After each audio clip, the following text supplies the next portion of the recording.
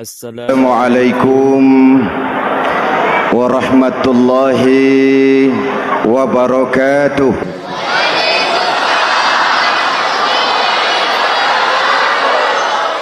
Alhamdulillahi wahdah, sadaqa wa'dah, wa nasara abdah, wassalatu wassalamu ala man la nabiyya ba'dah, Sayyidina Muhammad ibn Abdullah wa ala alihi wa sahbihi wa mawala, amma ba'du. Saudara-saudara kaum muslimin yang saya cintai, perjalanan waktu telah mengantarkan kita memasuki Ramadan. Kata orang, jauh berjalan banyak dilihat, dan pengalaman adalah guru yang paling bijaksana. Kalau ibadah Ramadan kita berhasil, maka kita yang malam ini pasti bukan kita sebulan yang lalu. Kita yang malam ini adalah kita yang telah ditempa, digojlok, digembleng oleh kawah candra di mukanya Ramadan. Dan setelah perjalanan panjang, perjuangan mengendalikan diri dan menahan nafsu, kita akan merayakan Idul Fitri. Apa yang harus kita laksanakan? Malam ini saya ingin sampaikan ayat 186 surah Al-Baqarah, di mana Allah menuntun kita. Pertama, walitukmilul iddata, hendaknya engkau sempurnakan jumlah bilangan hari puasamu. Puasa sebulan penuh, bisa 29, bisa 30 hari. Yang bisa ru'yat, punya persyaratan mampu ru'yat, silahkan ru'yat. Yang tidak mampu, ikut yang aman saja, dengerin pengumuman pemerintah, cari amannya saja. Sempurnakan jumlah bilangan hari puasamu. Sebab apa? Puasa itu macam-macam. Ada yang puasa model beduk, depan rapat, belakangnya kosong, cuman pembukaan. Ada juga yang pembukaan, pertengahan, dan penutupan. Ada juga yang penutupan saja, mau dapat Lailatul Qadar.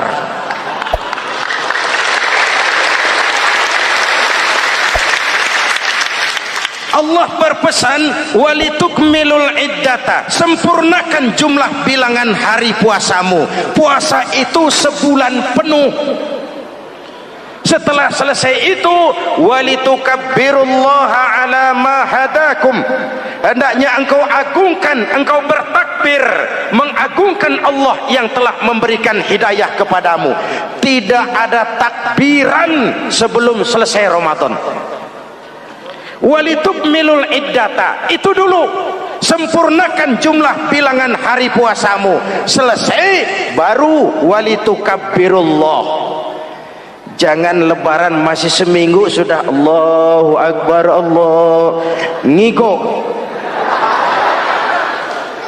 Walitukmilul iddata, sempurnakan dulu jumlah bilangan hari puasamu. Ini adab. Selesai, walitukabbirullah, baru engkau bertakbir, agungkan nama Tuhanmu. Kenapa? Ala ma hadakum, yang telah memberikan petunjuk dan hidayah kepada kita semua. Saudara, kalau bukan lantaran hidayah Allah, berat sebulan penuh enggak makan, lapar melilit perut, haus mencekik tenggorokan. Kalau bukan hidayah, berat melawan nafsu. Kalau bukan hidayah, berat melawan setan. Bagaimana enggak berat? Dia lihat kita, kita enggak lihat dia. Ini kan curang musuh begini. Semata-mata karena hidayah dari Allah. Intan paling mahal, mutiara paling berharga, tidak lain adalah hidayah. Saudara lihat dalam sejarah, kadang-kadang anak Nabi tidak dapat hidayah. tidak terpanggil mengikuti kebenaran. Kan'an anak Nabi Nuh, betul? Kadang-kadang bapak Nabi tidak dapat hidayah. Azar bapaknya Nabi Ibrahim.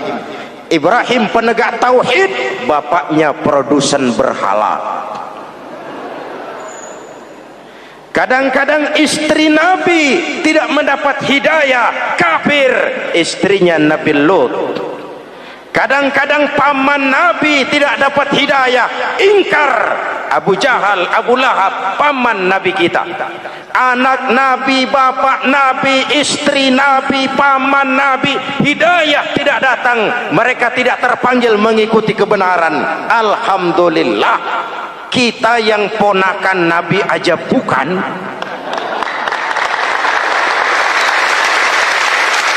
kita diberikan hidayah. Dengan bekal hidayah itulah kita masuki nuansa Ramadan, berjuang melawan nafsu, membina takwa, melatih ridha, dengan lapar melilit perut, dengan haus mencekik tenggorokan. Allahumma lakasumtu, Tuhan, untuk Engkau saya laksanakan ibadah ini.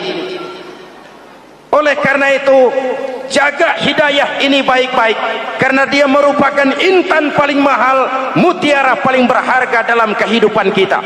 Diberikan kita kedudukan yang tinggi, alhamdulillah. Diberikan kita harta yang banyak, alhamdulillah.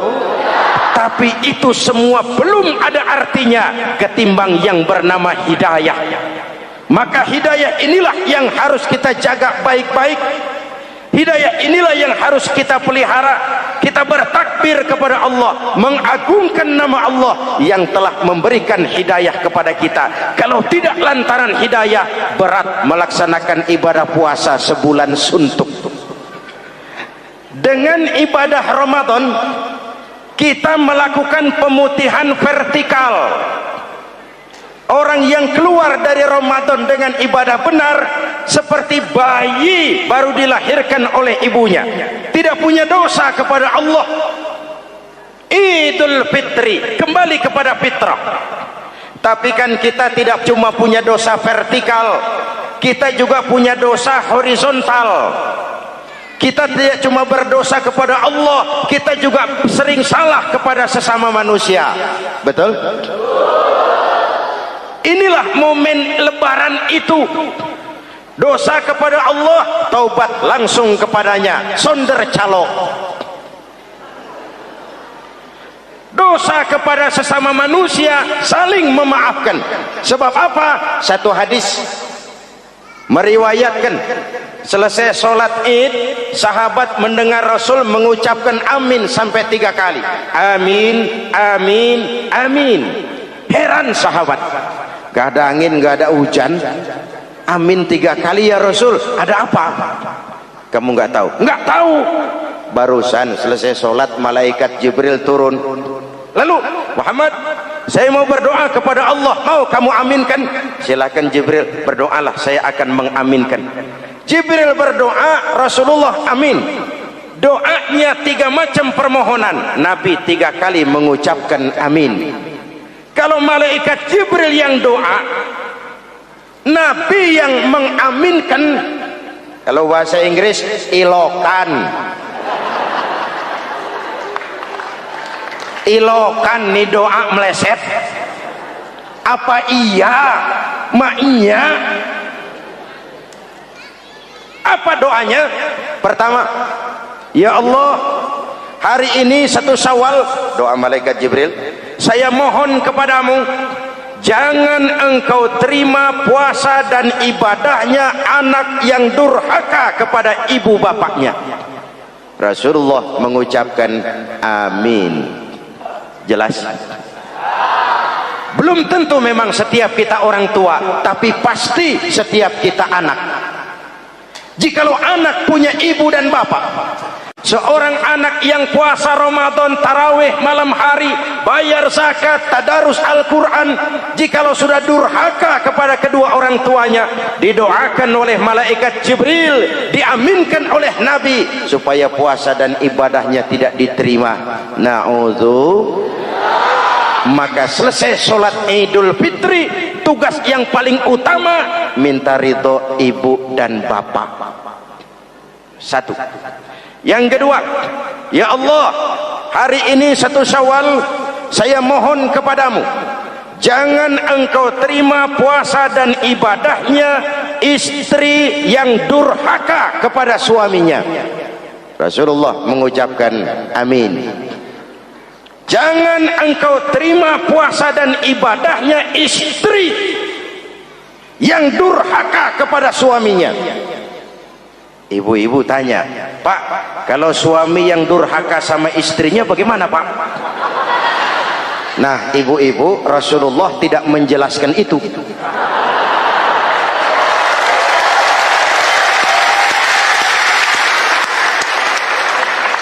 Ya bukannya mau menang sendiri, memang hadisnya nggak sampai ke situ.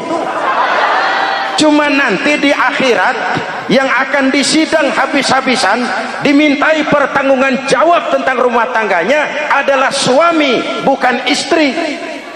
Nah, istri itu swarga manut, neraka katut.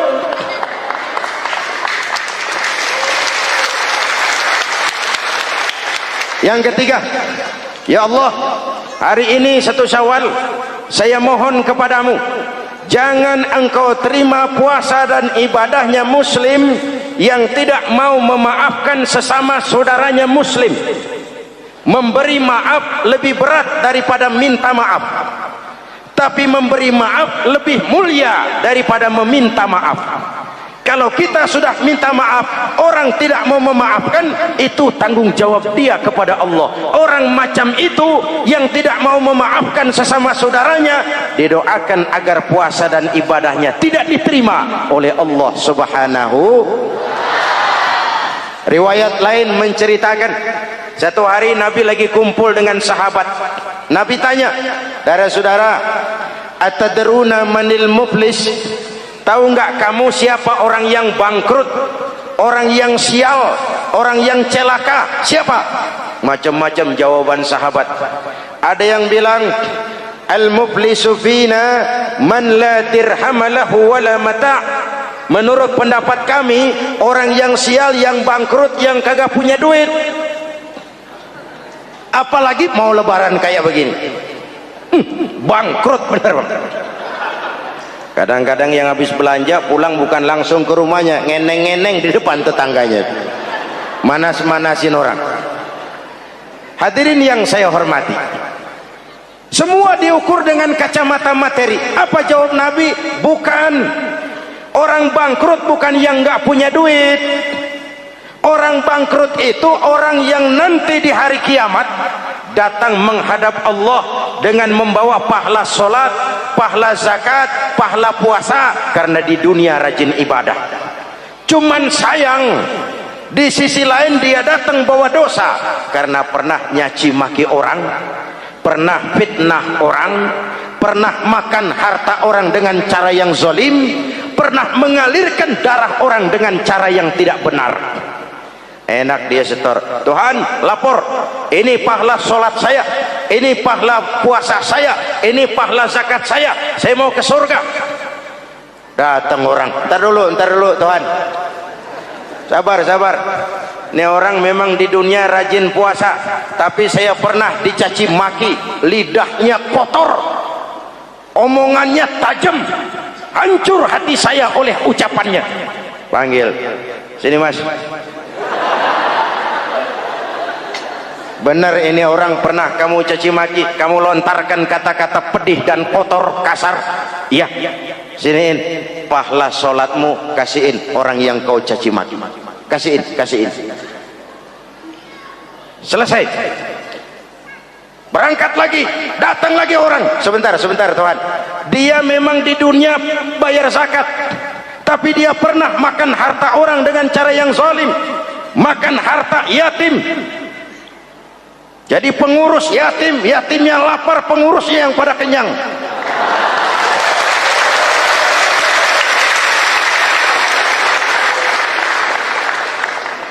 Saya menuntut keadilan.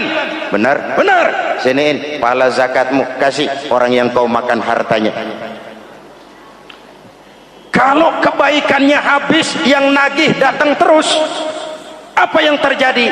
Dosa orang yang dia sakiti diambil, diberikan kepada dia. Bangkrut nggak? Pahala dipretelin, dosa dikasih. Modal boros, tagihan utang datang terus. Bangkrut bin bangpak alias sial dangkalan. Tahu sial dangkalan? Itu namanya udah jatuh ketiban ember. Jatuhnya sakit, ketiban embernya bonyok. Kita tidak ingin jadi manusia yang rugi dan bangkrut. Karena itu, jikalau ibadah Ramadan memperbaiki hubungan kita kepada Allah, maka Idul Fitri dengan silaturahmi lebarannya memperbaiki hubungan antar sesama manusia, agar kita jangan termasuk golongan orang-orang yang bangkrut. Karena cuma baik hubungannya kepada Allah, tapi tidak baik hubungannya dengan sesama manusia. Ada orang yang pernah difitnah, ada orang yang pernah dicaci maki, ada orang yang pernah dijelek-jelekin, ada orang yang hartanya dia makan dengan cara yang zalim, ada orang yang dia alirkan darahnya, dia bunuh tanpa alasan yang benar. Itu semua akan jadi bebannya di akhirat nanti. Kalau dia menyangkut hakul adami, hak-hak manusia, maka kita harus minta maaf kepada yang bersangkutan. Rasul mengajarkan, ma min muslimaini yaltaqiyani fayatasafahani illa ghafarallahu dzunubahuma. Apabila dua orang Islam bertemu lalu bersalam-salaman, Allah hapuskan dosa yang terjadi di antara kedua orang itu. Jadi baik hubungan kita kepada Allah, jalur hablum minallah, dan baik juga hubungan kita dengan sesama manusia, hablum minan nas. Keduanya ternyata saling berkaitan. Saudara hadirin yang saya cintai, dengan begitu kita berusaha memperbaiki hablum minallah dan sisi lain hablum minan nas, agar kita tidak menjadi orang yang bangkrut di akhirat nanti. Bapak Ibu, saudara-saudara kaum muslimin yang berbahagia, memanfaatkan momentum Idul Fitri dalam kondisi negara kita sekarang ini. Indonesia kita ini kan masih sakit, betul? Multi krisis. Mula-mula kita ini kena krisis moneter, rupiah anjlok, dolar naik ke langit, sampai pernah April 97 dolar mencapai 17 ribuan dari 2.500. Apa enggak kolab? Itu pasti bukan mainan rakyat kecil. Mereka yang dapat kredit BLBI rame-rame borong dolar.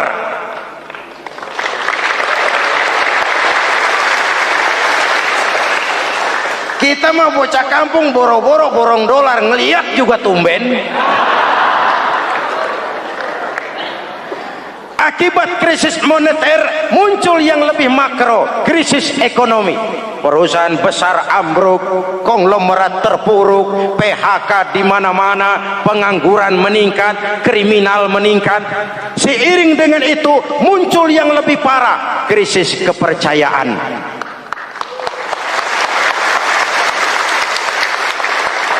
Benih-benih perpecahan bertebaran di mana-mana.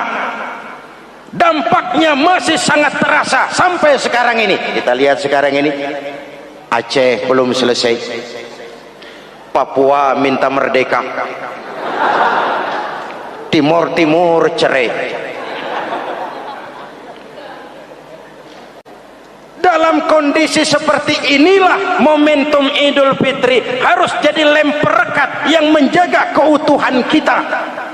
Sampai Rasulullah berpesan, ini 3 pesan utama beliau yang saya sampaikan malam ini. Pertama, silman qata'ak, bersilaturahmilah kau kepada orang yang marah denganmu.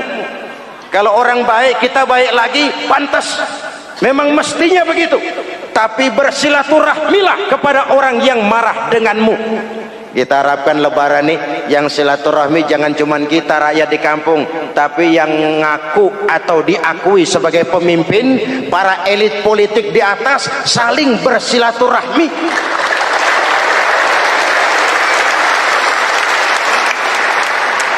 Kalau mereka rukun di atas, kita di bawah ngelihatnya enak.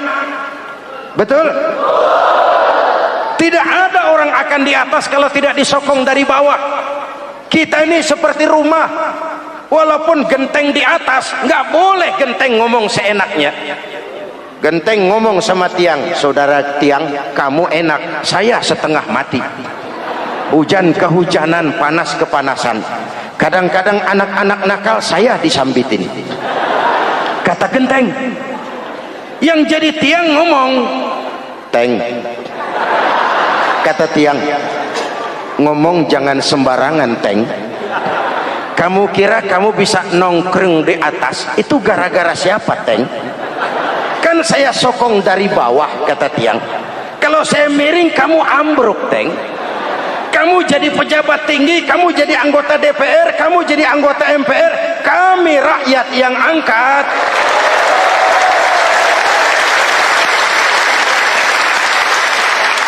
Jangan udah di atas pada berebut turu-turu dia melulu, capek rakyat. Ada yang jadi anggota dewan cuman pengen petatang peteteng, cari prestise dan gengsi. Ada yang cuma jadi trompet kekuasaan, pokoknya apa kata kekuasaan akur, setuju. Kekuasaan bilang, saudara-saudara, bumi ini lonjong, lonjong. Lalu rakyat dapat apa dari wakil kayak begitu? Inilah momentum Idul Fitri. Mari kita manfaatkan silaturahmi. Jangan mewarisi sifat dendam, karena dendam tidak akan menyelesaikan persoalan.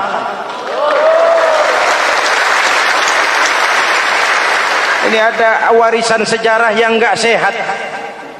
Di zaman Bung Karno, sampai Bung Karno jadi presiden seumur hidup, Bung Karno dikenal sebagai tokoh revolusioner. Enggak sepaham sama Bung Karno, cepat-cepat dianggap ini kontra revolusi. PKI berontak, Bung Karno jatuh, muncul orde baru. Bung Karno disebut orde lama. Yang enggak cocok sama orde baru, wah itu orang orde lama. Lalu reformasi, orde baru lengser, jadi lagi alat yang nggak cocok sama golongannya, wah itu orang orde baru. Kapan selesai urusan? Kalau kita terjebak dengan budaya dendam, naik ini babat itu, naik itu sikat ini, kapan mau selesai? Rasulullah lahir di Mekah, perjuangannya dihambat, dicaci maki, dilontari kotoran onta, sahabatnya dibantai, diancam mau dibunuh, hijrah ke Madinah. Setelah di Madinah jadi besar, tentaranya kuat, pengikutnya banyak, pasukannya hebat. Satu saat beliau masuk kembali ke kota Mekah dengan kekuatan full, tentara yang gagah, Quraisy pucar kacir. Ini nih Muhammad yang dulu kita caci maki, yang dulu kita ancam mau kita bunuh, yang kita usir, sekarang dia masuk dengan tentaranya yang hebat. Kalau dia menuntut balas, habis kita sekarang ini. Apa jawab Nabi? Beliau turun dari punggung onta, lalu pidato dengan tawadu. Saudara-saudara, al-yauma yaumul marhamah. Ini hari yang penuh kasih sayang. Walaupun dulu kau usir aku dari sini, kau sambiti aku, kau bantai pengikutku, aku datang bukan membalas dendam. Ini hari yang penuh kasih sayang. Tidak akan ada pertumpahan darah. Yang masuk Masjidil Haram aman, yang masuk rumah Abu Sufyan aman.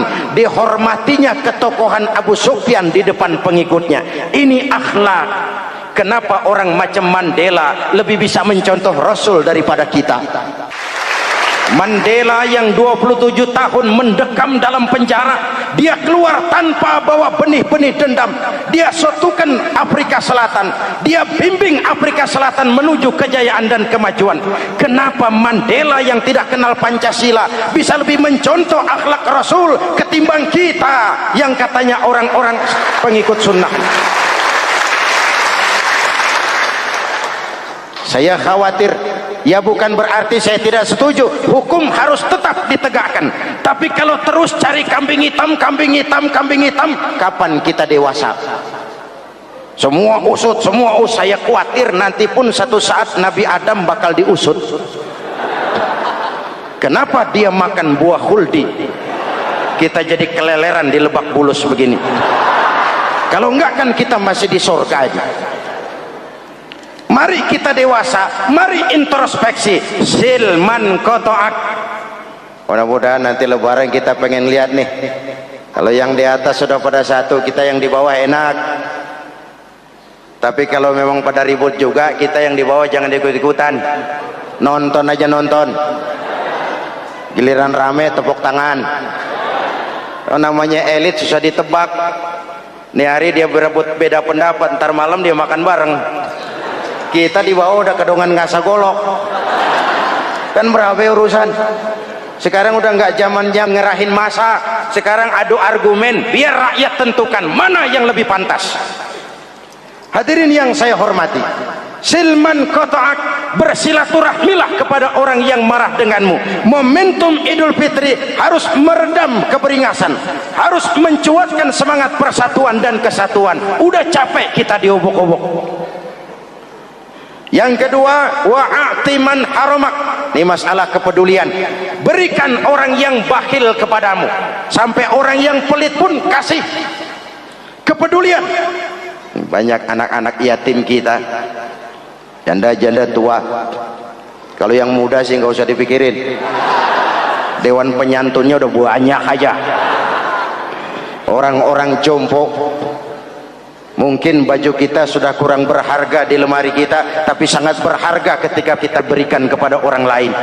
Berbagi rasa. Jangan ada yang lapar di samping yang senyum, jangan ada yang menangis di samping yang tertawa. Hadirin yang ketiga, wa'fu amman zalamak. Maafkan orang yang berlaku zalim kepada dirimu. Maafkan orang yang berlaku zalim. Jangan mewarisi sifat dendam, karena Ramadan sudah melatih kita. Tidak akan menyelesaikan persoalan. Dengan semangat ini, maka persatuan, kesatuan, kerukunan dan kekompakan akan lebih mudah kita wujudkan. Kita ingin Indonesia esok lebih baik daripada sekarang ini. Amin. Dan tentu saja kita berharap banyak dari para pemimpin-pemimpin kita. Semoga lebih bersikap sebagai negarawan, bukan hanya sebagai politisi. Karena jujur saya ingin berkata, reformasi memang telah melahirkan politisi, tapi belum banyak melahirkan negarawan. Negarawan adalah orang yang ngayomi seluruh rakyat. Sekarang rakyat cuma di atas namakan, biar banyak banget. Kalau tidak mendukung dia, dianggap bukan rakyat. Biar dikit banget kalau pendukungnya, itulah rakyat sejati. Ini pemimpin model apa kayak begini?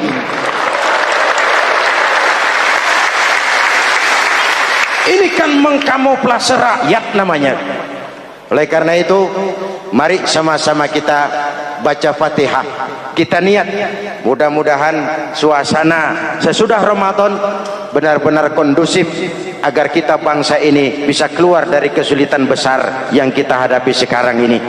Para pemimpin kita semakin kompak dan bersatu, rakyat juga semakin terayomi. Ala hadhihi niyyah wa ila hadratin nabi. Al-Fatihah.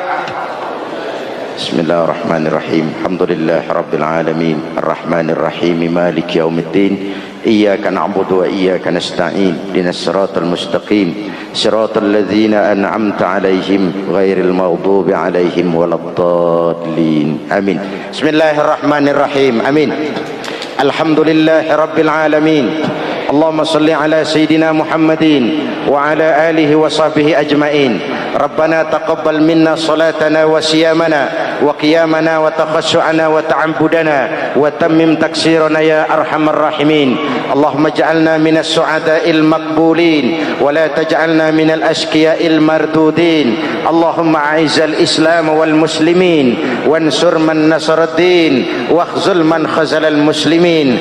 Allahumma afdalu ma qultuhu ana wan nabiyyuna min qabli la ilaha illallah. La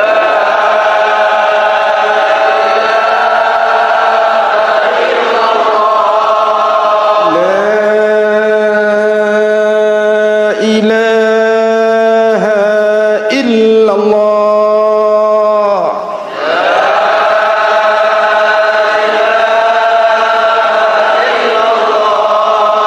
Muhammadur Rasulullah.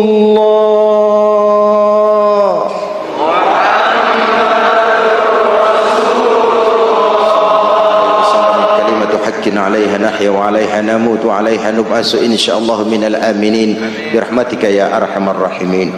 Usikum wa nafsi bitaqwallah. Wassalamu alaikum warahmatullahi wabarakatuh. Assalamualaikum warahmatullahi wabarakatuh.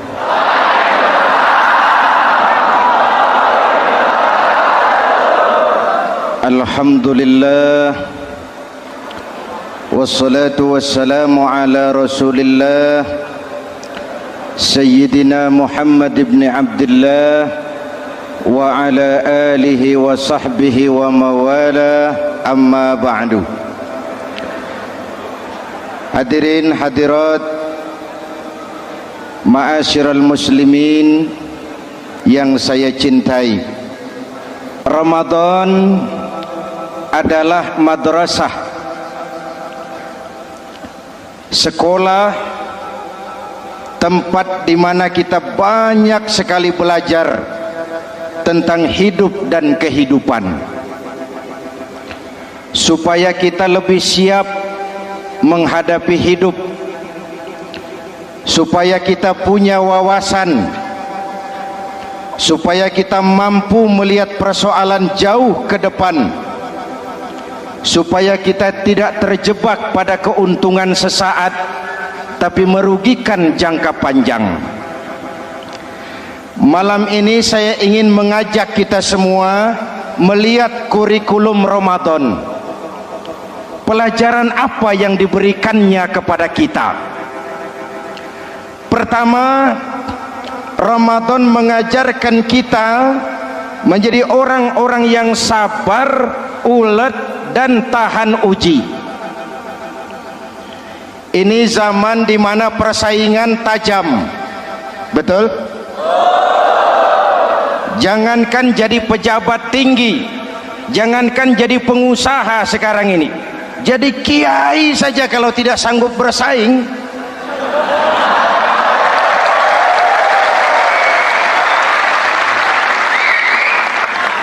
Ini bahasa kasar tapi jujur, karena orang sekarang hidup di zaman banyak pilihan. Akibat persaingan yang semakin tajam, orang sering kehilangan kesabaran.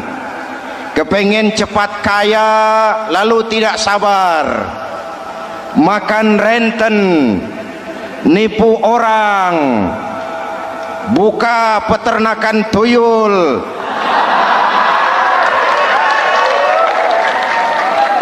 korupsi. Sekarang ini kan lagi santer Bulog Gate jilid 2. Rupanya memang tajam uang Bulog itu. Bulog sudah memakan salah seorang mantan ketuanya, Bedu Amang. Bulog sudah memakan seorang presiden. Sekarang Bulog sedang mengarah kepada ketua DPR. Kita lihat hasilnya.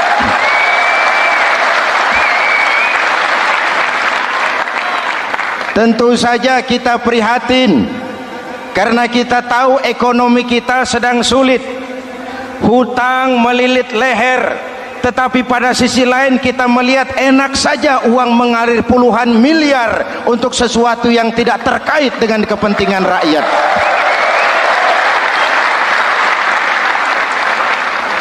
Karena itu puasa mendidik kita sabar, biar lapar melilit perut, biar haus mencekik tenggorokan.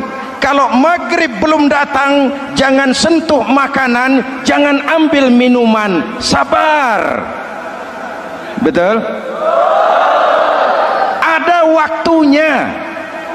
Lalu lintas itu macet karena kendaraan besar tidak mau ngalah, kendaraan kecil tidak tahu diri. Betul? Antrian di pasar kacau Karena yang sudah dapat nggak mau minggir, yang di belakang dorong-dorong. Betul? Dimanapun antrian kacau, Bung. Kalau yang sudah dapat mau dapat lagi, yang nunggu kelamaan, akhirnya dorong-dorongan, kacaulah kehidupan sosial. Puasa melatih kita sabar, karena sebagai bangsa kita punya latar belakang sejarah. Kita ini bangsa yang ditempa oleh segala macam kesulitan. Kita 350 tahun dijajah Belanda, sulit.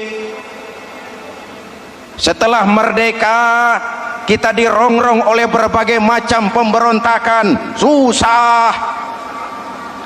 Lalu PKI berontak, susah lagi. Lalu berdiri Orde Baru, lama, susah lagi. Orde Baru selesai, muncul reformasi, masih susah juga.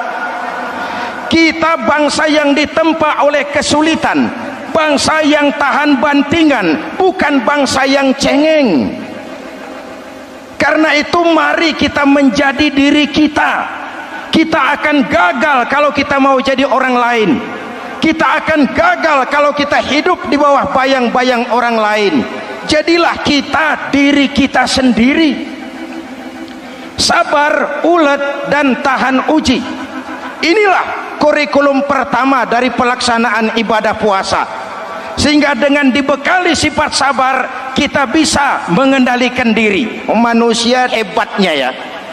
Ayo kita banding-bandingkan malaikat, binatang, manusia. Malaikat tidak diberi nafsu, hanya diberi akal. Kalau malaikat tidak pernah salah, wajar. Jibril nggak pernah korupsi ayat. Ah, ini ada ayat bagus, saya pakai sendiri saja ini. Tidak. Malaikat maut tidak pernah salah address mencabut nyawa orang yang belum waktunya mati. Tidak pernah. Dan itu wajar. Malaikat makhluk tanpa alternatif. Secara instinktif dia diciptakan untuk taat. Sebaliknya binatang diberi otak tapi tidak diberi akal. Binatang hanya diberi nafsu. Kalau binatang tiap hari salah, wajar. Ayam kalau sudah datang syahwatnya tidak usah menoleh, ini banyak orang apa tidak. Betul. Kuda keliling kota tidak pakai celana, tenang saja. Betul. Dan wajar, namanya juga binatang. Sedangkan manusia diberikan akal dan diberikan nafsu. Tiap hari terjadi perjuangan. Kadang akal menang, kadang nafsu yang menang. Ketika akal menang, kita lebih tinggi dari malaikat. Ketika nafsu yang menang, kita lebih rendah daripada binatang. Hadirin yang saya cintai, itu pelajaran pertama, sabar, ulet, tahan uji.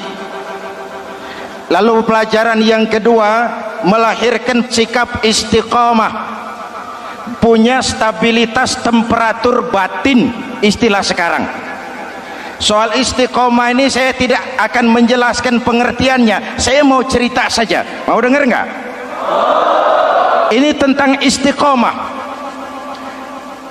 Dalam satu pertempuran, Jenderal Salahuddin Al-Ayyubi bersama tentaranya, tentara Islam, pernah mengalami kekalahan.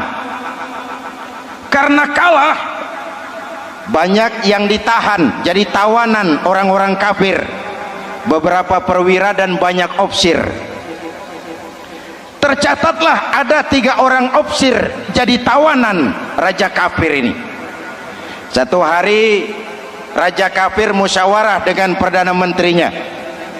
Perdana menteri, saya tuan raja, ini tawanan Islam ini enaknya diapain? Kalau enaknya sih dibunuh saja tuan raja, selesai urusan. Soal bunuh sih gampang perdana menteri. Maksud tuan raja, bujuk saja agar dia meninggalkan Islamnya, ikut ke agama kita, nanti kita kasih hadiah. Begitu. Iya, baiklah. Besok saya sidang tiga-tiganya. Besoknya ini 3 opsir disidang di tempat terbuka langsung oleh Perdana Menteri. Mula-mula dipanggil opsir pertama. Opsir pertama, ya Perdana Menteri, sini. Baik. Kamu tahu kamu siapa? Tahu. Siapa kamu? Tawanan. Iya, kalau tawanan bisa diatur kan? Diatur bagaimana? Kamu mau nggak ikut saya bersama Tuan Raja meninggalkan Islam agamamu, mengkhianati saudara-saudaramu sebangsa, setanah air, sekeyakinan? Ikut dengan saya, tinggalkan Islam. Nanti kamu akan saya angkat jadi pejabat tinggi, gaji cukup, rumah cukup, kendaraan cukup, istri cukup. Tapi kalau kamu menolak, kamu akan saya bunuh. Tuan Perdana Menteri, ya. Apa Anda menyangka selama ini saya berjuang karena kepengen kedudukan yang tinggi? Nih. Tuan menyangka saya berjuang ini karena kepengen harta yang banyak, jaminan hari depan yang memadai? Tidak, Tuan Perdana Menteri. Saya tinggalkan keluarga, kampung halaman, sanak famili, handai taulan. Saya jihad karena mengharap ridho Allah Subhanahu wa ta'ala. Tapi sekarang kamu tawanan kan? Itu resiko perjuangan. Kamu tidak mau meninggalkan Islam? Tidak. Kamu akan saya bunuh. Silakan. Kamu tidak takut mati? Tidak. Kamu berani? Dari kemarin. Apa dikira baru sekarang saya berani? Tuan Perdana Menteri, saya berharap memang saat-saat seperti ini bisa saya temukan. Ibadah saya sedikit, sholat saya kurang, puasa saya kurang. Barangkali dengan jihad saya bersimbah darah, mati di tangan Tuhan, Allah akan mengampuni dosa-dosa saya dan saya dapat tiket untuk mencapai keridhoannya.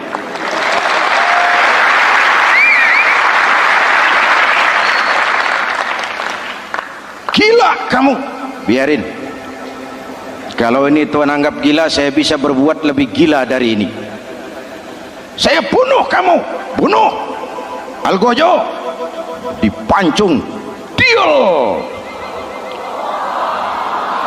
Ini terlepas kepalanya dari badannya, menggeluntung kepalanya ke bawah, jatuh bergelindingan. Itu kepala lepas dari badan, ngaji,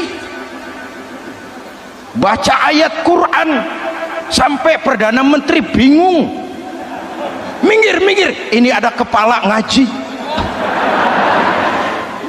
Ayatnya yang dibaca, ya ayyatuhan nafsul mutmainnah irji'i ila rabbiki radiyatan mardiyah.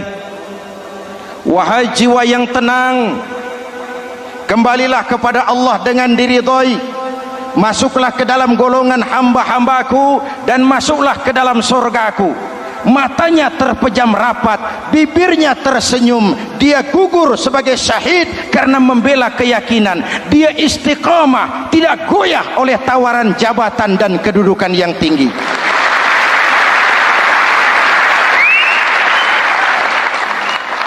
Perdana Menteri geleng kepala. Dasar orang Islam. Panggil opsir kedua. Opsir kedua, ya Perdana Menteri, kamu sudah lihat temanmu yang barusan? Sudah. Mati kan? Mati. Kamu bagaimana? Mau tetap berjuang untuk Islam atau ikut kami? Jabatan tinggi, kedudukan tinggi, rumah tinggi, bagaimana? Atau mau mati seperti teman kamu barusan? Sudah kamu pikir? Sudah, Perdana Menteri. Sudah apa? Sudah, jangan banyak omong. Maksud kamu apa? Saya sudah tidak sabar mau nyusul teman saya yang barusan itu. Saya tidak bayangkan bagaimana disambut oleh malaikat di surga. disambut oleh para bidadari di surga, menggapai ridho Allah. Oh Perdana Menteri, sudah jangan banyak omong, kalau mau potong, potong saya. Perdana Menteri bilang ini lebih gila dari yang pertama. Yang pertama masih mau diajak ngomong, ini malah langsung minta disembelih. Ayo Algojo, potong, potong lagi. Deal. Terpisah lagi kepalanya dengan badan, jatuh ke bawah, menggeluntung, ngaji lagi. Ayatnya yang dibaca, wujuhun yawma izin nadirah ila rabbiha nazirah. Muka mereka hari itu berseri-seri kepada ridho Allah. Mereka memandang, bibirnya senyum, matanya terpejam, dan dia ajal dengan husnul khatimah, mendapat syahid karena teguh punya keyakinan, istiqamah dalam perjuangan, tidak goyang, tidak mencela dan mencele.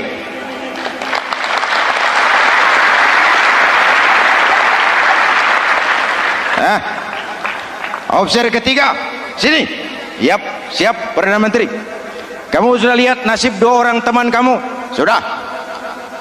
Mati kan? Mati. Kamu mau seperti dia? Oh tidak Perdana Menteri, saya tidak mau mati. Daripada mati kan lebih baik hidup. Kamu mau ikut saya? Mau Perdana Menteri, mau. Gaji besar, rumah besar, kendaraan besar, istri.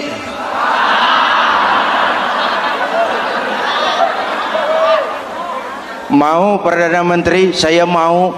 Daripada tidak jadi apa-apa, kan lebih baik jadi apa-apa.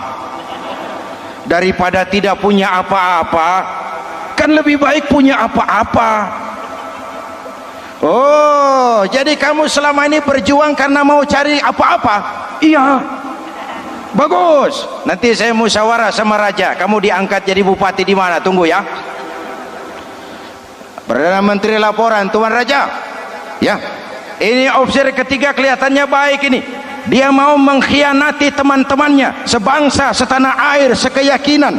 Mengkhianati bangsanya, meninggalkan agamanya. Dia mau ikut kita. Kita angkat jadi pejabat, di mana dia? Raja senyum. Oh, soal angkat mengangkat sih gampang Perdana Menteri. Cuma saya pikir-pikir opsi ketiga ini kok tegel-tegele. Kok sampai hati ya?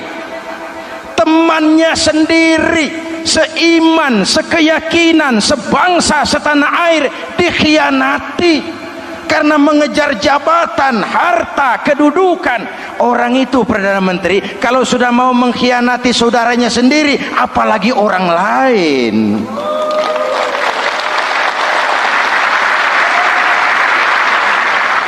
Ini opsi ketiga, ini opsi bejat. Anda bayangkan temannya sendiri dikhianati, nanti kalau ada kesempatan kita ditikam dari belakang. Jadi bagaimana Tuan Raja? Malah kalau saya lihat yang dua yang sudah mati itu orang hebat Perdana Menteri, punya pendirian, istiqamah. Malah kalau bisa yang dua itu dihidupin lagi. Loh, dihidupin bagaimana Tuan Raja, sudah kadung mati. Jadi bagaimana ya opsi ketiga ini? Bunuh, bunuh, bunuh. Buat apa piara benalu jadi duri di kaki nanti? Bunuh. Baik, Perdana Menteri kembali. Opsi ketiga, siap Perdana Menteri. Saya jadi bupati di mana? Bupati, modar sampean. Loh, saya mau dibunuh, bunuh. Katanya kalau ikut agama Tuan, meninggalkan agama kami, saya akan jadi pejabat tinggi. Kamu opsi bejat, kamu tidak punya pendirian, saudaramu sendiri seagama kamu khianati, apalagi orang lain. Potongan kayak kamu jadi pejabat, rusak negara ini.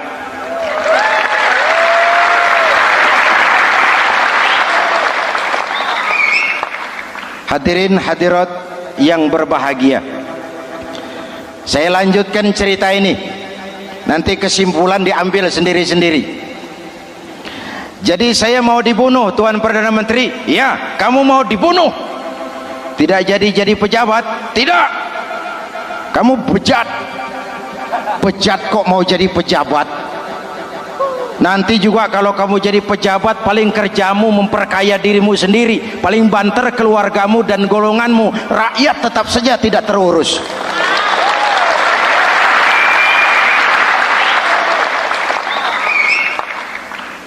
Paling-paling kamu kalau sudah jadi pejabat tinggi, kerjamu cuma membuka, meresmikan, berkunjung,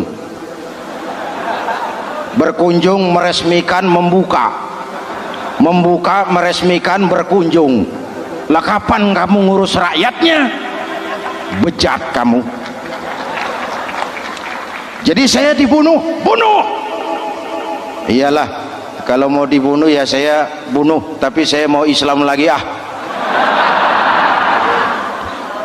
Terserah, mau Islam lagi mau tidak, kamu tetap akan dibunuh. Iya, saya mau Islam lagi. Ayo cepat. Iya Pak, saya mau syahadat dulu. Cepat. Iya Pak, asyhadu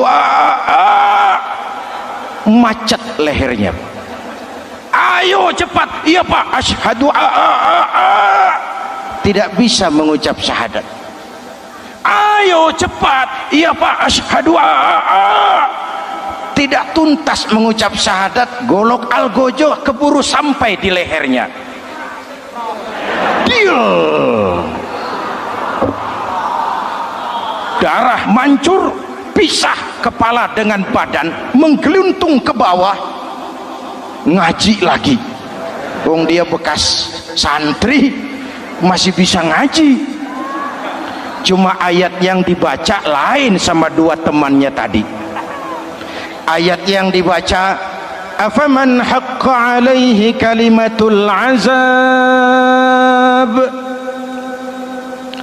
afaman haqqa alaihi kalimatul azab, afa anta tunkizu man finnar. Ini ayat yang dibaca. Orang yang memang sudah dapat vonis akan mendapat azab, bisakah kamu menyelamatkan dia dari neraka?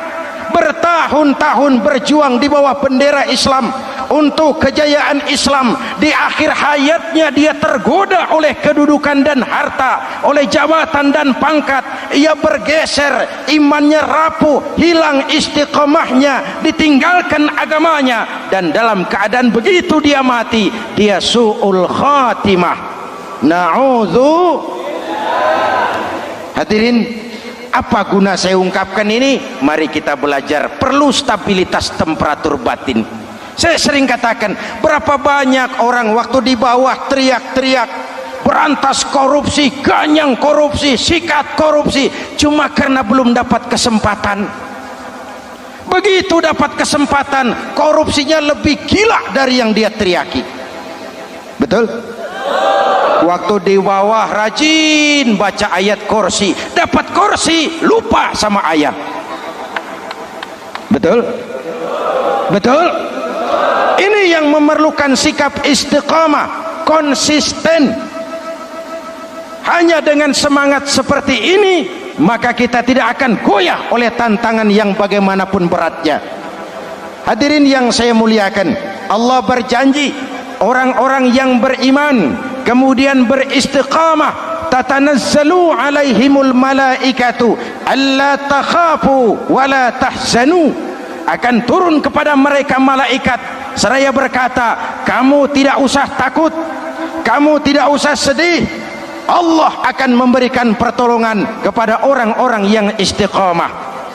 Ayo kita tetap istiqamah melaksanakan ibadah hanya kepada Allah Subhanahu wa ta'ala.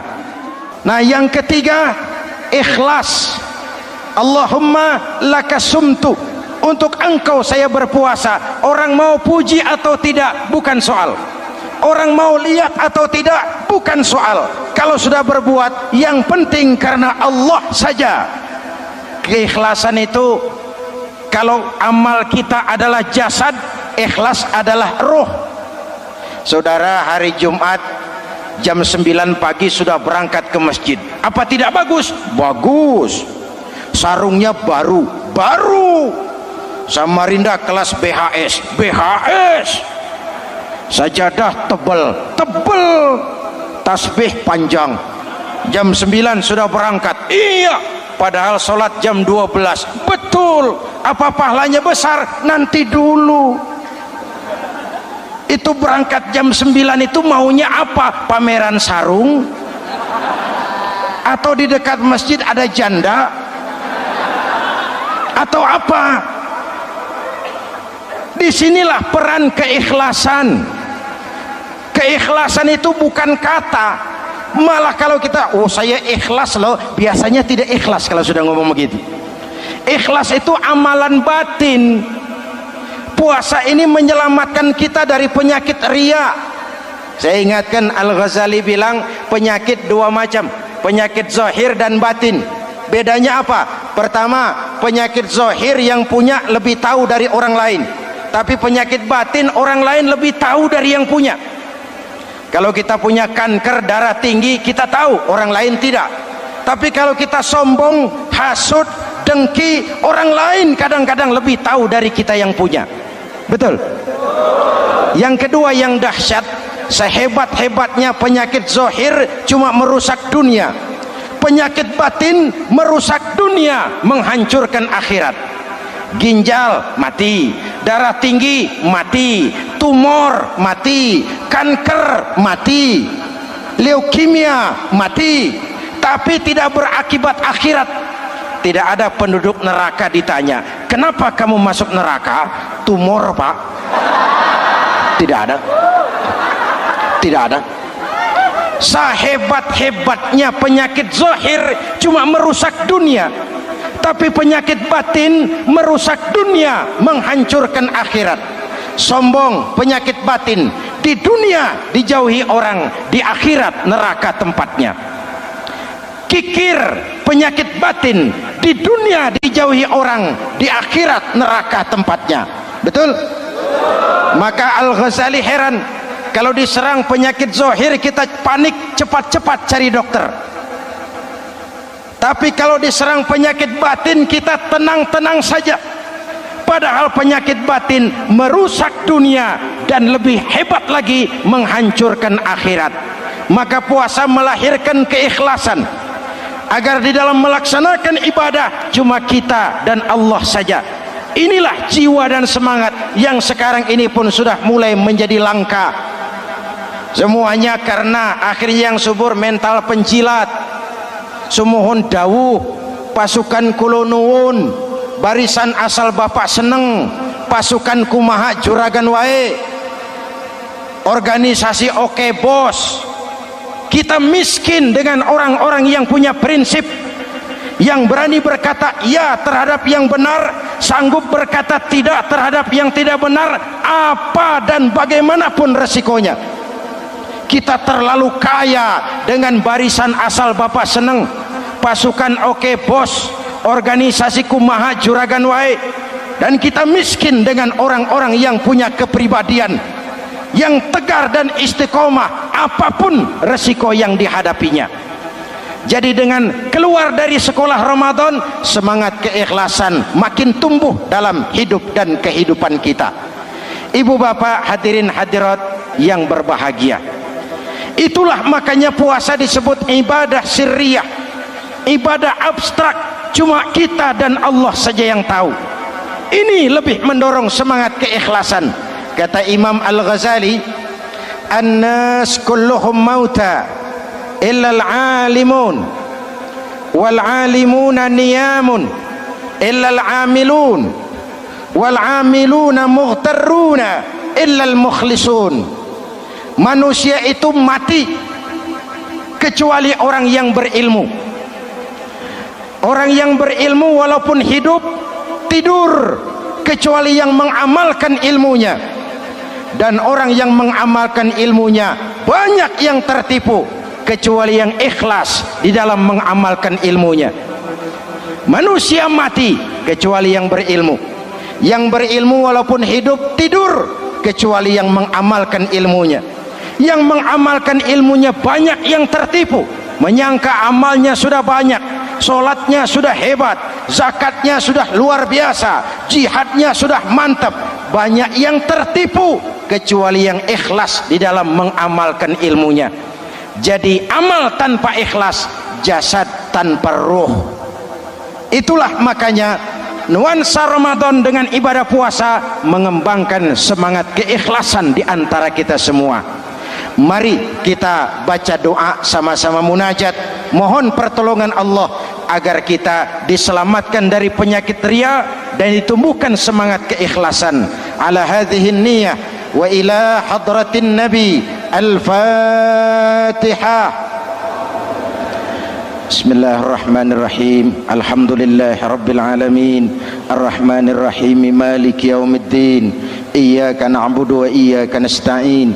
Ihdinas siratal mustaqim, siratal ladzina an'amta 'alaihim ghairil maghdubi 'alaihim waladdallin. Amin. Bismillahirrahmanirrahim. Amin. Alhamdulillahi rabbil alamin. Allahumma salli wa sallim mubarak ala sayyidina Muhammadin wa ala alihi wa sahbihi ajma'in. Allahumma ja'al jam'ana hadha jam'an marhuma wa tafarruqana min ba'dihi tafarruqan ma'suma. Allahumma ja'al jam'ana hadha jam'an mashkura wa tafarruqana min ba'dihi tafarruqan maghfura. Allahumma ja'alna minas su'ada'il maqbulin wa la taj'alna minal ashqiya'il mardudin. Rabbana taqabbal minna salatana wa siyamana wa qiyamana wa takhashu'ana wa ta'abbudana wa tadarru'ana wa tammim taqsirana birahmatika ya arhamar rahimin. Allahumma aslih man fi salahihi salahul muslimin. Allahumma ahlik man fi halakihi salahul muslimin. Ya Allah, dengan sepenuh perasaan dan pengharapan, dengan segala keremahan dan kerendahan, kami bermohon kepadamu, berikan kami kekuatan zahir dan batin, berikan kami kesabaran dan ketabahan, sikap istiqamah dalam mengarungi hidup yang penuh ujian ini. Karuniakan kepada kami pemimpin-pemimpin yang takut kepadamu dan sayang kepada kami. Rabbana hablana min azwajina dhurriyyatina qurrata a'yun waj'alna lil muttaqina imama. Afdalu ma qultuhu ana wan nabiyyuna min qabli. La ilaha illallah.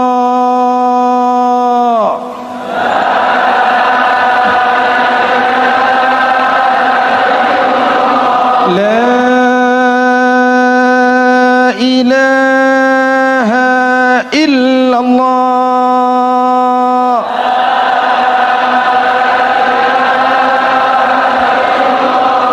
Muhammadur Rasulullah.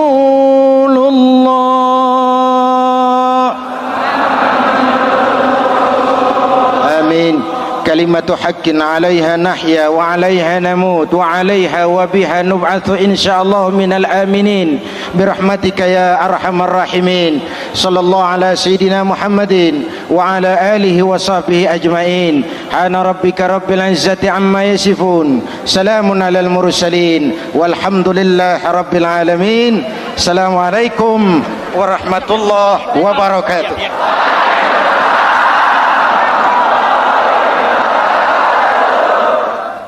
Assalamualaikum warahmatullahi wabarakatuh.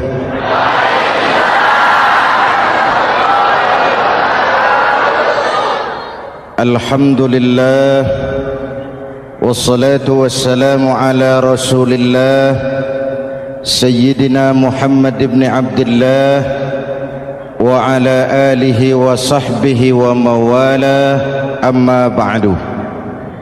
Saudara-saudara kaum muslimin di seluruh tanah air, hari-hari pada minggu akhir Ramadan kita bersama-sama menyaksikan sebuah fenomena tentang pindahnya kegiatan umat dari masjid ke pasar, dari masjid ke terminal, dari masjid ke stasiun, dari masjid ke bandara, apa boleh buat, itulah wajah kita. Bahwa lebaran artinya mudik, bahwa lebaran artinya baju baru dan makanan. Lebaran berbeda dengan Idul Fitri. Lebaran adalah tradisi yang setiap kita boleh ikutan. Siapa saja boleh ikut lebaran, tapi tidak tiap orang bisa merayakan Idul Fitri. Mau puasa atau tidak puasa boleh lebaran, tidak dilarang sama petugas keamanan.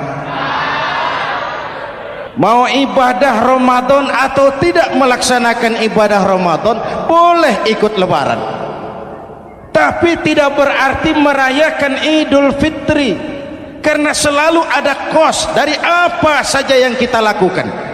Saya mau cerita, mau dengar nggak?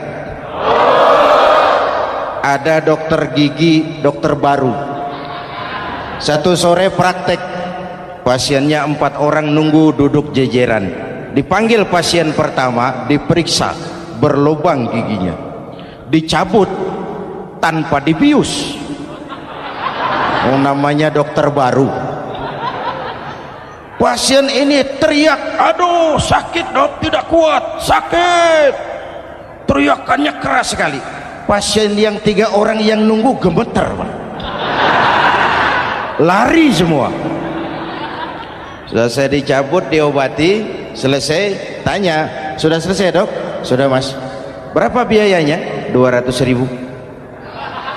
Loh, biasanya kan 50.000, kok 200.000? Biasanya sih memang 50.000, tapi siapa suruh kau teriak? Yang 3 lari.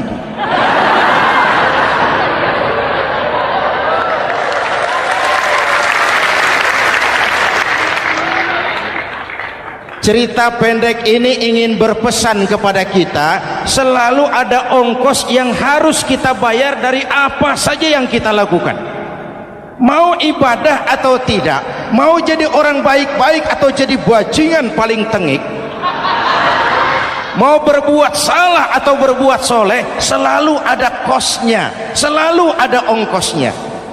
Kita bicara kembali kepada fitrah, Idul Fitri. Bagaimana caranya? Pertama, saya ingin mengutip bagian pendek dari ayat 185 Al-Baqarah.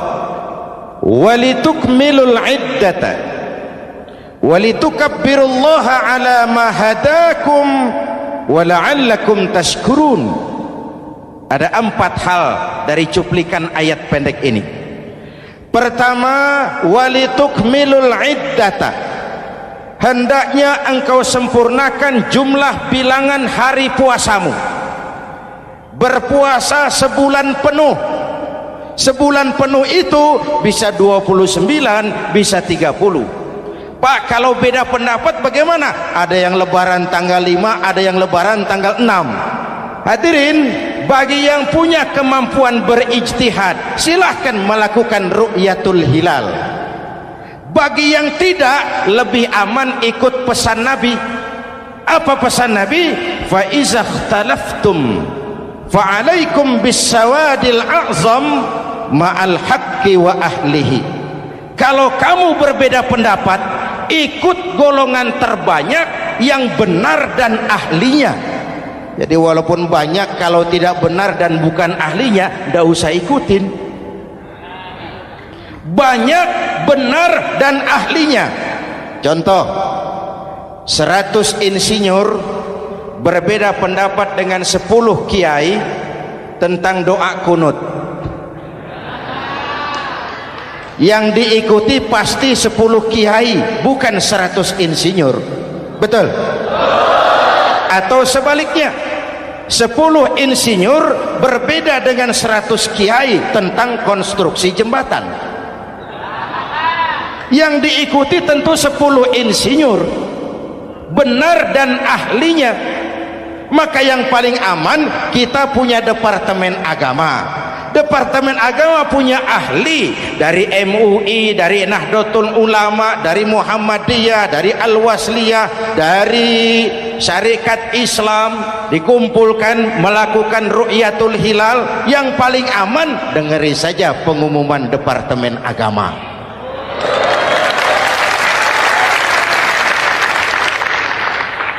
Tapi tetap menghormati mereka yang meyakini 1 Syawal jatuh pada tanggal 5. Beda boleh, marah jangan.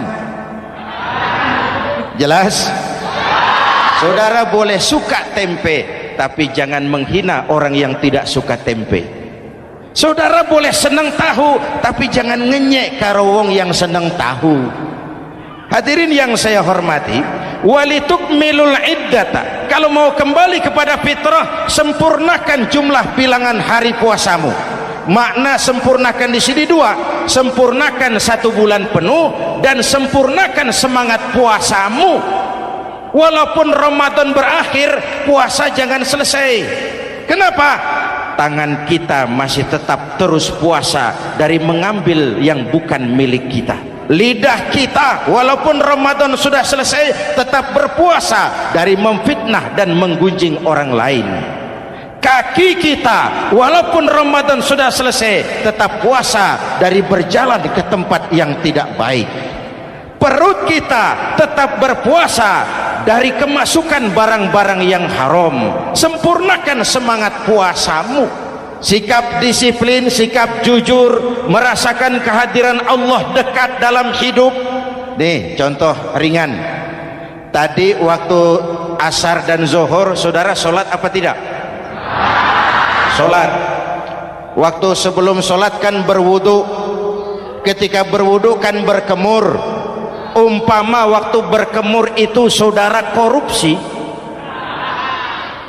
sedikit saja airnya saudara minum, saya yakin jangankan petugas keamanan, teman wudhu sebelah pun tidak akan tahu kalau waktu berkemur saudara korupsi.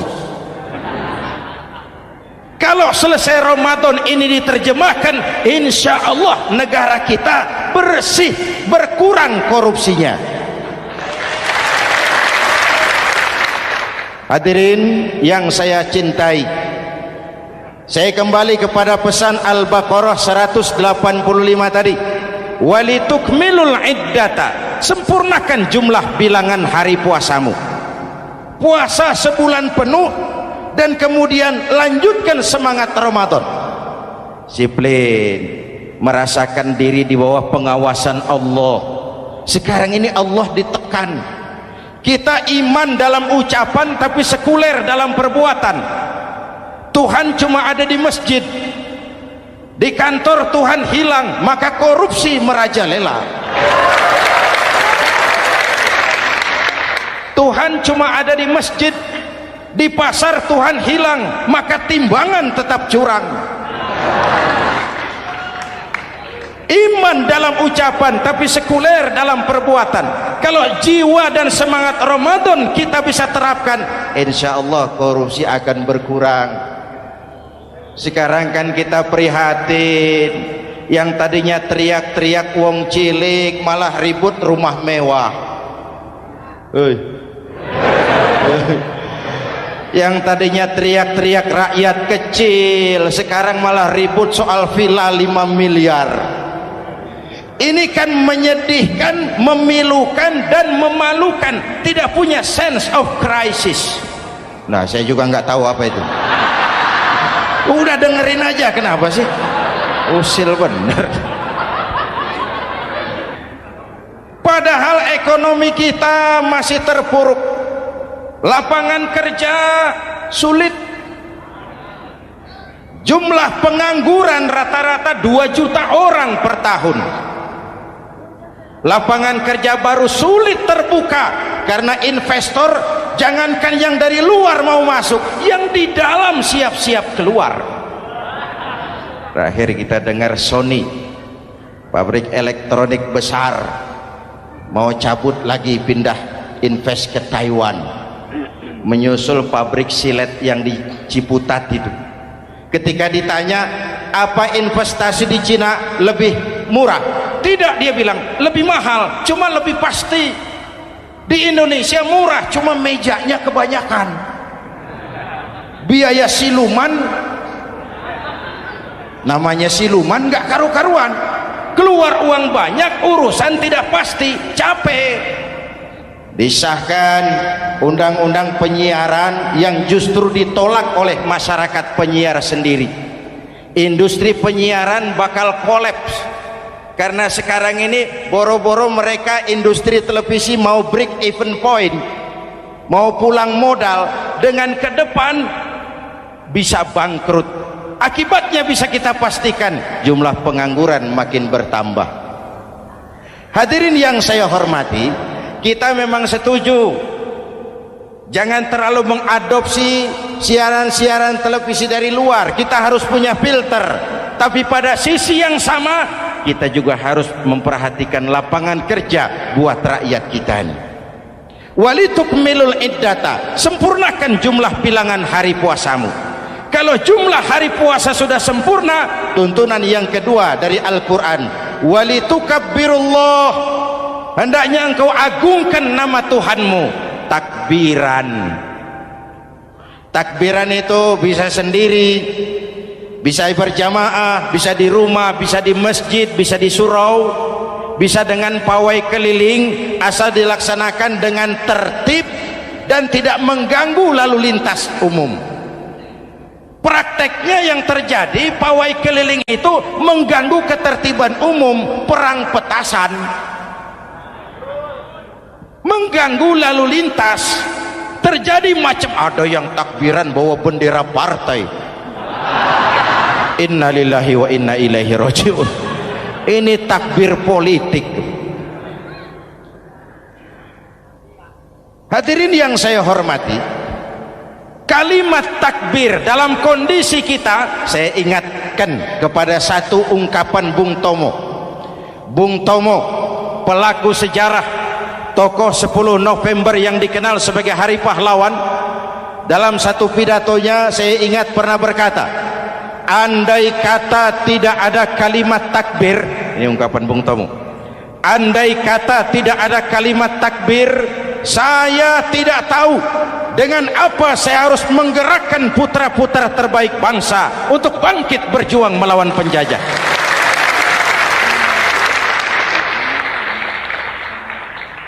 Ketika Allahu Akbar, itu londo kelihatannya kecil, meriam nggak meleduk. Dahulu orang-orang tua kita cuma ada dua kata, merdeka atau mati. Tidak berpikir nanti kalau menang dan merdeka saya jadi wali kota di mana.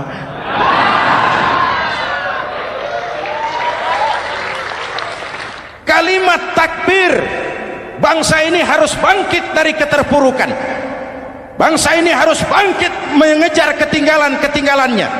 Bangsa ini tidak boleh terpuruk terus, dan semangat takbir harus menjiwai kita. Tidak ada capek dalam perjuangan, tidak ada puas dalam upaya. Keberhasilan cuma pengantar ke arah keberhasilan yang lebih baik lagi. Walitukabbirullah, hendaknya engkau agungkan nama Tuhanmu.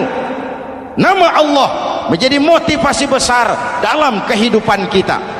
Ini pesan Quran Al-Baqarah 185. Pesan kedua, setelah sempurnakan jumlah bilangan hari puasamu, agungkan nama Tuhanmu. Takbiran. Kalimat takbir sendiri kalau kita lihat pada kalimatnya ada kata la ilaha illallah wahdah sadaqa wa'dah wa nasara 'abdah wa a'azza jundah wa hazamal ahzaba wahdah. Tidak ada Tuhan selain Allah, esa, tidak beranak, tidak diperanakan, wahdah, tidak bisa diumpamakan dengan apapun. Sadaqa wa'dah, Allah yang maha menepati janjinya. Wa nasara 'abdah, Allah yang maha menolong hambanya. Kalau bukan kebesaran Allah, berat berjuang Ramadan ini melawan musuh yang tidak nyata. Puasa itu kalau olahraga golep. Benar Pak, Kalau tinju lawannya kelihatan, betul. Sepak bola musuh kelihatan, bulu tangkis kelihatan, golf siapa musuhnya? Itulah puasa, menghadapi musuh yang tidak kelihatan. Itu lebih berat daripada perjuangan mengangkat senjata, lebih berat daripada berjuang mengorbankan harta. Tapi kalau di bulan Ramadan saja Rasulullah menang dalam perang Badar, itu harus jadi sumber motivasi. Dengan kalimat takbir, dengan keagungan Allah, bangsa Indonesia harus bangkit dari keterpurukan. Ibu bapak hadirin yang saya hormati, jadi bukan akhir Ramadan lalu sibuk beli baju. Boleh, tapi bukan itu yang utama. Laisal id bilibasin jadid, walakinnal id bita'atin yazid. Idul Fitri bukan pakaian baru. Idul Fitri adalah ketaatan yang meningkat, yang telah ditempa, digojlok, digembleng oleh Ramadan. Jadi kalau Ramadan rajin baca Quran, lalu selesai Ramadan sayonara Quran, latihan tidak berhasil. Ramadan rajin ke masjid, selesai Ramadan selesailah ke masjid. Awal Ramadan full house sampai ke halaman, akhir Ramadan cuma imam berdua tikar. Masjid kembali senyap, padahal masjid adalah pusat kegiatan umat. Saudara lihat dari sejarah, ketika hijrah ke Madinah, Rasul singgah di Kuba. Apa yang beliau lakukan? Membangun masjid. Ketika sampai di Madinah, kesibukan pertama beliau apa? Mencari rumah dinas? Bukan. Kesibukan pertama beliau mencari lokasi di mana membangun masjid. Isra dan Mi'raj, perjalanan besar dimulai dari masjid ke masjid. Ini indikasi masjid memang merupakan pusat kegiatan umat. Umat Islam dengan masjid seperti ikan dengan air, tidak boleh pisah. Ada ikan yang tidak betah di air? Ada. Ikan mau modar. Kalau umat sudah mulai menjauhi masjid, jiwanya yang akan mati. Kalau jiwanya mati, jasadnya masih hidup, itu namanya bangkai berjalan. Walitukabbirullah, engkau agungkan nama Tuhanmu. Takbiran, setelah berjuang penuh membina takwa, mengharap ridho, mengendalikan nafsu. Ingat loh, puasa itu bukan menghilangkan nafsu, mengendalikan, menempatkan pada tempatnya. Manusia tanpa nafsu bukan manusia, tapi manusia yang disetir nafsu turun jadi binatang, bahkan lebih rendah daripada binatang. Puasa ini menempatkan nafsu di tempatnya. Hai laki-laki, kamu nafsu sama perempuan? Betul pak. Perempuan suka laki-laki? Betul pak. Boleh lewat sini, lewat pintu yang disebut nikah. Ini nafsu disalurkan lewat pintu yang disebut nikah. Jangan seperti ayam kawin tiap malam, nikah tidak mau.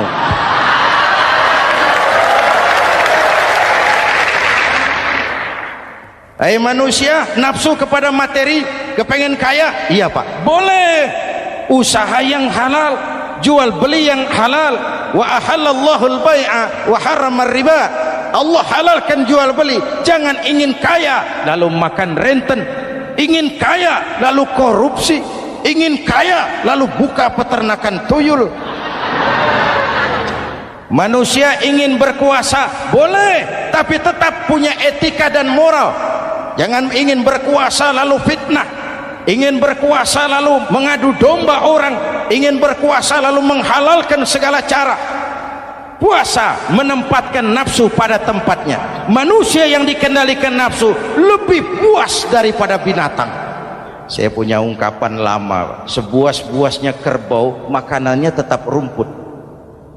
Saya belum pernah dengar ada kerbau terlalu buas lalu makan roti.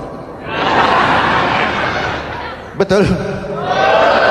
Tapi manusia kalau sudah dikendalikan nafsu, Manusia bukan cuma makan nasi, aspal,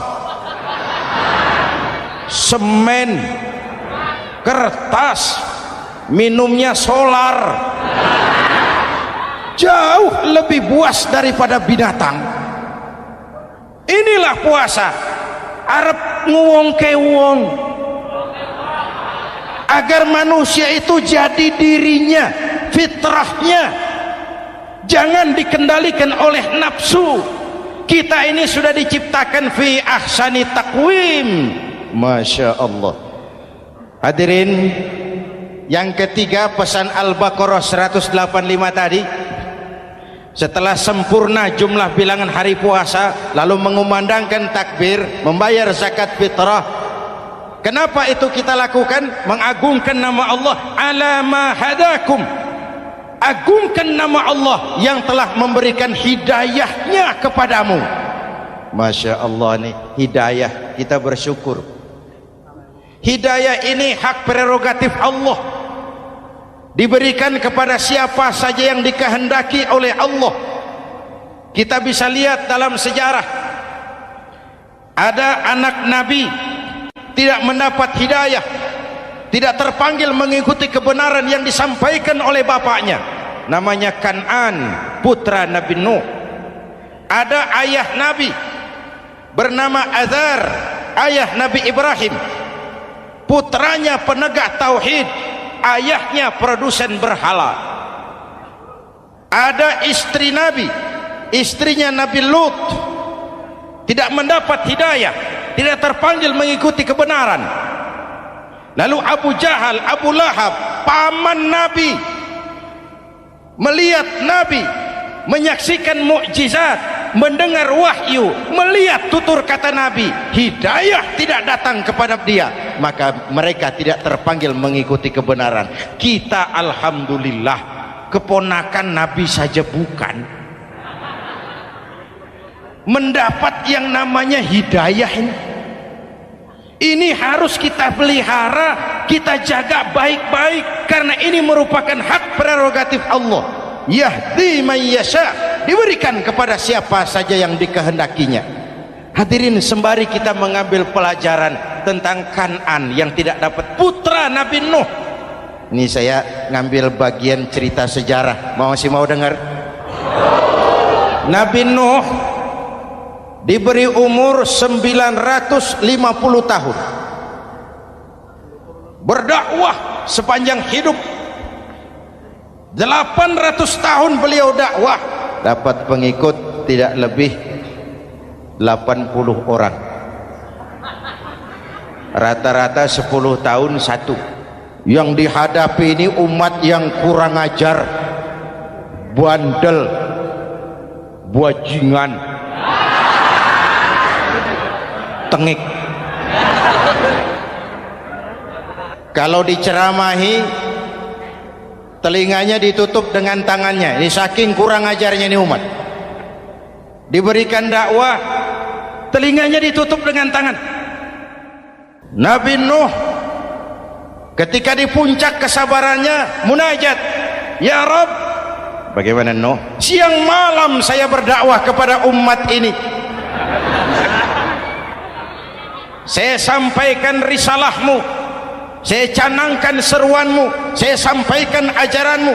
Inni da'autu qaumi lailan wa nahara, siang malam saya berdakwah kepada umat. Wa inni kullama da'autuhum ja'alu asabi'ahum fi adhanihim, tiap kali saya sampaikan dakwah kepada mereka, mereka tutup telinganya dengan tangannya. Saya tidak sanggup menghadapi umat seperti ini, ya Allah. Habis mau kamu bagaimana Nuh? Sikat saja sudah semua ini, bikin mati saja. Nanti kalau punya anak, anaknya kafir lagi, lebih baik bapak moyangnya, mbah-mbahnya sikat semua. Rabbi la tazar 'alal ardi minal kafirina dayyara, jangan disisakan orang kafir, habisin semua. Itu mau kamu? Iya. Buat kapal Nuh, nanti aku turunkan banjir. Dengan apa saya membuat kapal ya Rabb?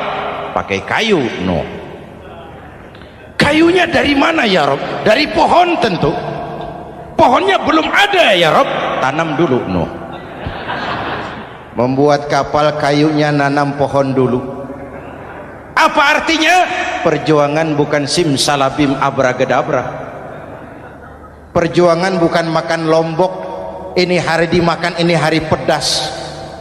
Perjuangan itu proses, ada keringat, ada air mata, ada darah, tempo-tempo nyawa. Itulah perjuangan. Sudah pohon ditebang, buatkan kapal di tengah kampung. Umat unjuk rasa lagi. Nuh makin gila, bikin kapal di tengah kampung, mau belayar kemana? Selesai Nuh, selesai ya Rob, naik. Orang-orang yang beriman bersamamu naik. Binatang serba sepasang naik.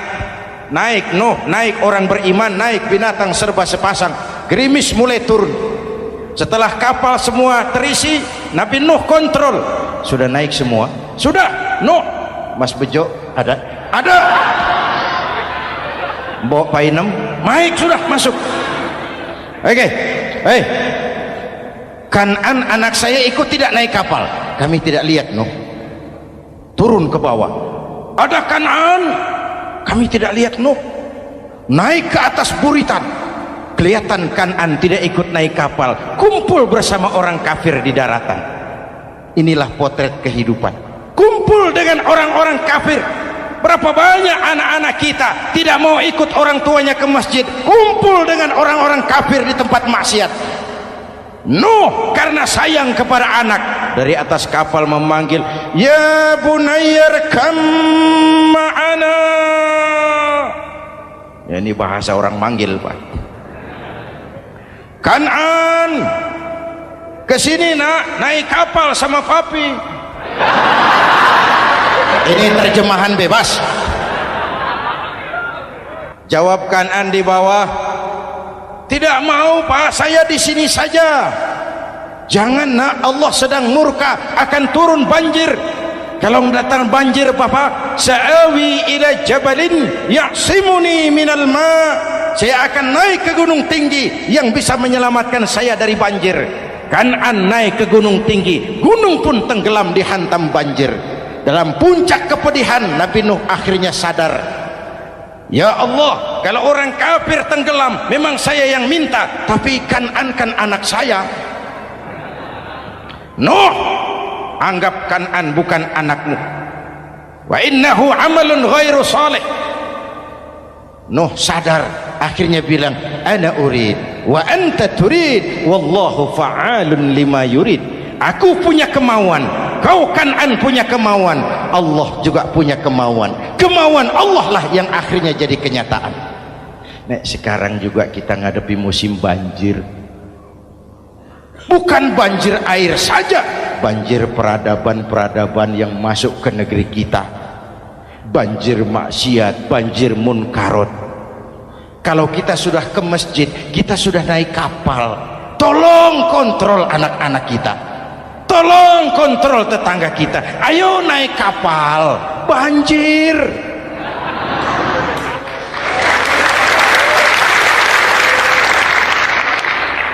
Ditutup ayat ini dengan wala'allakum tashkurun. Atas hidayah yang diberikan kepada kita, kita bisa melaksanakan ibadah Ramadan, bisa takbiran, dan diakhiri dengan ungkapan tasyakkur. Tasyakkur dan tafakkur, mensyukuri nikmat. Saya berulang kali mengingatkan, nikmat bisa berubah menjadi azab kalau kita tidak pandai mensyukurinya. Bayangkan Pak, tahun 87-an kita itu jadi negara yang berswasembada pangan. Beras kita cukup untuk rakyat kita. Sekarang kita jadi pengimpor beras terbesar. Kita beli beras ke Vietnam, kita beli beras ke Thailand, ke negara-negara yang lebih kecil dari kita. Kenapa? Karena sawah kita tanami gedung dan beton. La in syakartum la azidannakum wa la in kafartum inna adzabi lasyadid. Kalau kamu bersyukur, aku tambah nikmat. Kalau kamu ingkar, tidak pandai bersyukur, awas, azabku pedih. Maka ungkapan saya, orang kaya bisa masuk surga karena hartanya, Orang kaya bisa masuk neraka juga karena hartanya. Syukur apa tidak syukur? Pejabat bisa masuk surga karena jabatannya. Pejabat banyak yang masuk neraka juga karena jabatannya. Syukur apa tidak syukur?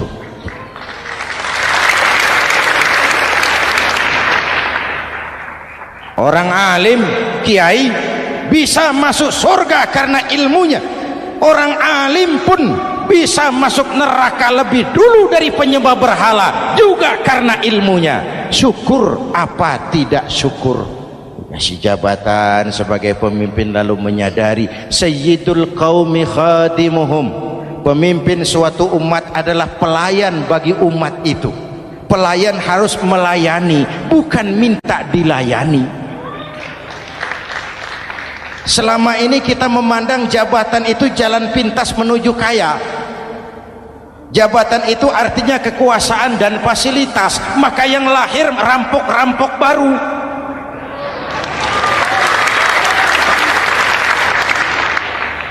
Jabatan adalah alat untuk pengabdian di tengah rakyat yang sedang susah, di tengah negara yang sedang terpuruk.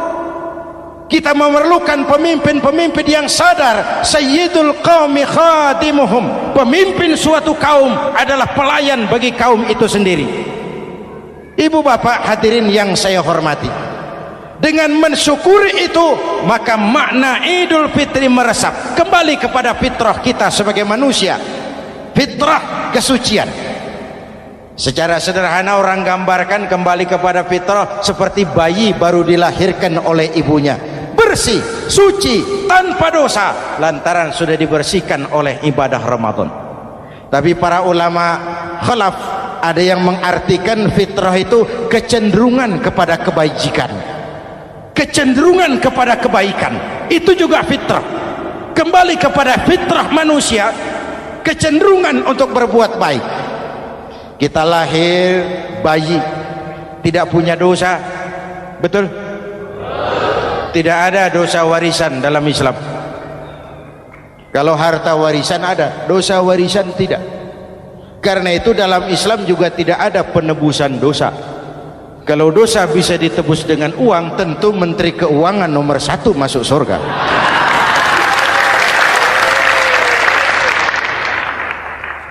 Dosa dalam Islam ditebus dengan taubat, langsung kepada Allah, sonder calo. Hadirin yang saya hormati, kembali kepada fitrah seperti bayi baru dilahirkan oleh ibunya, bersih, tidak punya dosa kepada Allah lantaran sudah dibersihkan oleh ibadah Ramadan. Soalnya kemudian kita kan tidak hanya bersalah kepada Allah, kita ini juga bergaul dengan sesama manusia, betul? Sebuah hadis, sahabat ditanya oleh Rasul, atadruna manil muflis? Saudara-saudara, tahu kamu siapa orang yang bangkrut?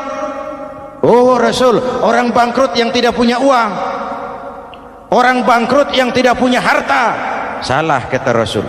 Innal muflisa min ummati, yang bangkrut dari golongan umatku, yang besok di hari kiamat datang menghadap Allah dengan membawa pahala solat, membawa pahala zakat, membawa pahala haji, membawa pahala sedekah pada satu pihak.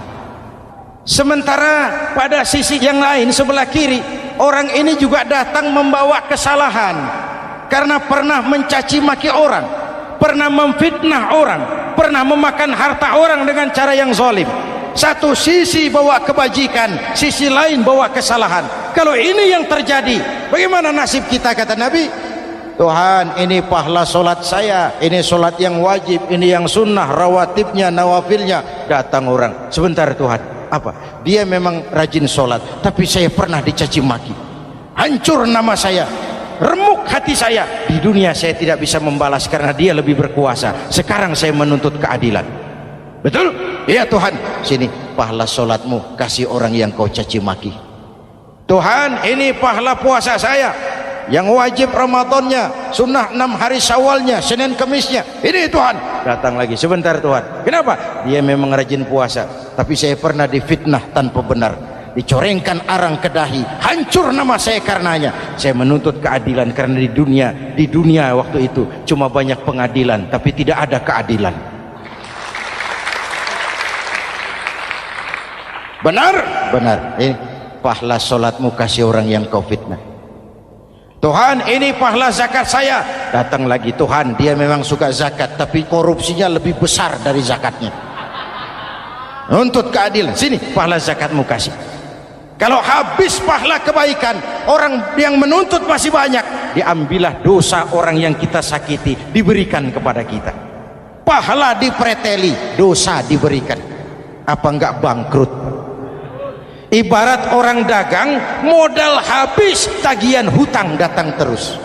Kenapa? Orang ini cuma baik hubungannya kepada Allah, tapi tidak baik hubungannya dengan sesama manusia.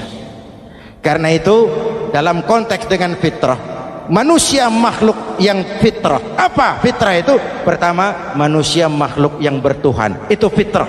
Mengingkari Tuhan, mengingkari fitrah. Yang kedua, manusia makhluk sosial, zon politikan. Itu fitrah. Kita tidak bisa hidup sendiri. Betapa dan siapapun kita memerlukan yang lain. Maka nuansa Ramadan intinya adalah silaturahmi. Nuansa Idul Fitri silaturahmi antar sesama kita. Ada baiknya saya ingatkan lagi sebuah hadis. Masih mau dengar? Selesai sholat Id, sahabat mendengar Rasul mengucapkan amin 3 kali. Amin, amin, amin. Ya Rasul, ada apa? Tadi turun Jibril selesai sholat, mau berdoa. Muhammad, aku mau mohon kepada Allah, mau kau aminkan? Silahkan Jibril. Jibril doa, Rasul amin. Doanya 3 macam permohonan, maka Rasul 3 kali mengucapkan amin. Kalau sudah Jibril yang doa, Rasul yang amin, apa iya doanya ditolak? Apa isi doanya? Yang pertama, ya Allah, doa malaikat Jibril, hari ini 1 Syawal, waktu itu doanya, saya mohon kepadamu, jangan engkau terima puasa dan ibadahnya anak yang durhaka kepada ibu bapaknya. Rasul mengucapkan amin. Renungan buat kita. Itu sebabnya barangkali sesibuk-sibuk di Jakarta masih mau mudik nemui orang tua. Yang kedua, ya Rabb, saya mohon kepadamu, jangan engkau terima puasa dan ibadahnya istri yang durhaka kepada suaminya. Amin. Kedengaran, Bu? Ada ibu-ibu tanya, Pak, kalau suami yang durhaka sama istrinya bagaimana? Hadisnya tidak menjelaskan itu, Bu.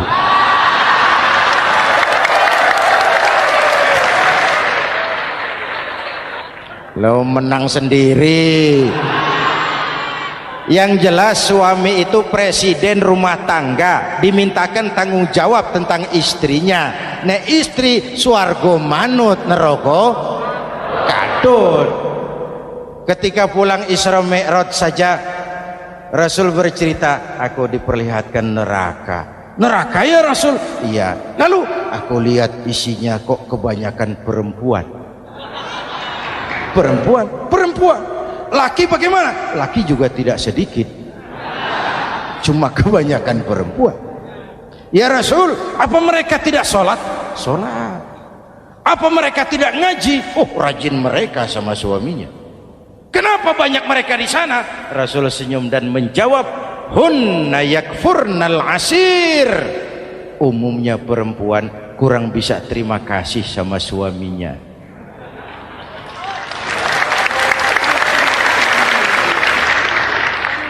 Ini penyakit turunan.